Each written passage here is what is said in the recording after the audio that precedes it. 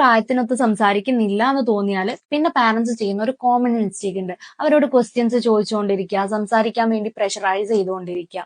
നമ്മൾ ഒരു ബെനിഫിറ്റ് ആഗ്രഹിച്ചിട്ടായിരിക്കും, പക്ഷെ നിങ്ങൾക്ക് ഇതൊരു നെഗറ്റീവ് ആയിട്ടുള്ള റിസൾട്ട് ആണ് തരുന്നത്. ഫോർ എക്സാമ്പിൾ, നമ്മളിപ്പോ ഇതെന്താ, അതെന്താ, അല്ലെങ്കിൽ ഇതിന്റെ കളർ ഏതാ, ഇതെന്താ, ബോൾ പറ, ബോൾ പറ, ബോൾ എന്ന് പറയുമ്പോൾ കുട്ടിക്ക് അവിടെ സ്പീച്ചിനോട് ഒരു നെഗറ്റീവ് അസോസിയേഷൻ ആണ് വരുന്നത്.